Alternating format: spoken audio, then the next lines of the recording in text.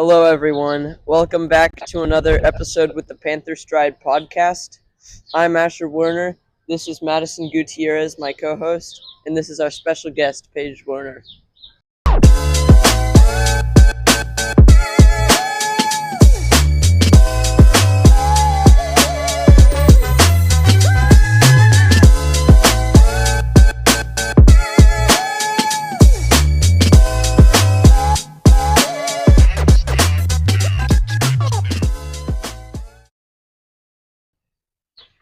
So, Paige, can you tell us a little bit about yourself? Yes, I can. I just graduated from Pascal High School, and I will be attending the University of Arkansas for nutrition. And I'm currently training for a half marathon in July, and I also won district in 3 events this past track season. So I have a little bit of qualification to talk about shoes. I work in a shoe store, Luke's Locker in Fort Worth, and I've been working there for almost a year now, so I'll be answering a few questions about shoes. Okay, thank you, Paige. Can you tell me why it's important to have a good rotation of shoes throughout your training? Yes, so there's a lot of different types of workouts you can do, and different shoes will help you in different ways. So for the bulk of your training, there's going to be like a recovery shoe or like a daily trainer that you'll need to wear without, usually, definitely without a plate. Just something that allows you to push yourself. And then there's going to be other types of shoes that you can wear, like stability shoes if you need that. There's like speed shoes, and then there's a racer, whether it's a spike or a plated racing shoe. What's the difference? Well, you said the difference between an easy and a everyday shoe, but like, how's the structure of them different? Well, in your everyday shoe, or in a shoe that you would typically take on your like recovery runs, it's going to be slightly heavier, no plate, and it's just going to be something that allows you to work yourself rather than in a speed shoe. It definitely needs to be a lot lighter. Um, don't want anything to be like weighing you down.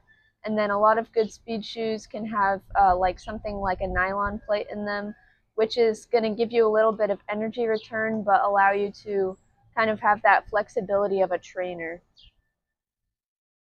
So, I heard you talking a lot about carbon and nylon plates. What exactly does carbon do when you're running fast? Yes, a carbon plated shoe gives you a lot of energy return, which will take a lot off your legs whenever you're doing speed work or whenever you're racing.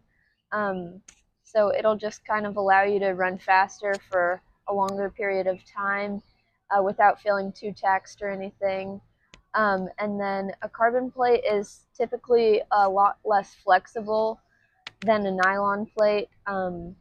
So it's kind of like springs you off the ground in a way.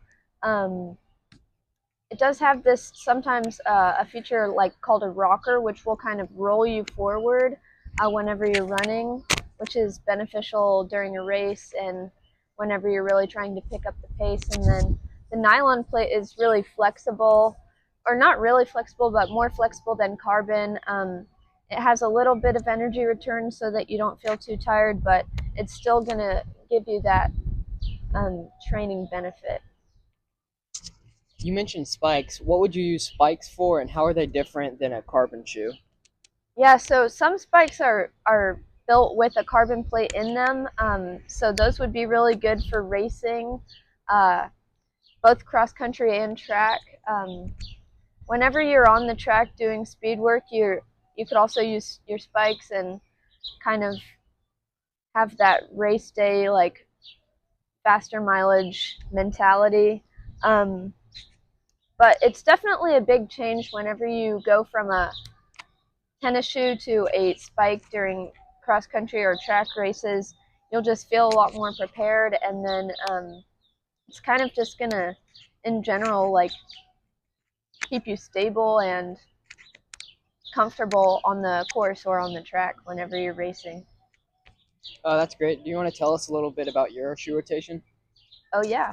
So for my daily trainer, I really like the Evo SL. Um, it's very lightweight. It's pretty comparable to a Nike Vomero 18, New Balance Rebel, uh, Asics Nova Blast, something like that. And then as I'm training for a half, I need a lighter shoe, but that has plenty of um, cushion and stability for whenever I'm doing longer mileage. So then I would go with my Asics Super Blast, but you could also go with like a Nike Vomero Plus or another kind of higher stacked shoe.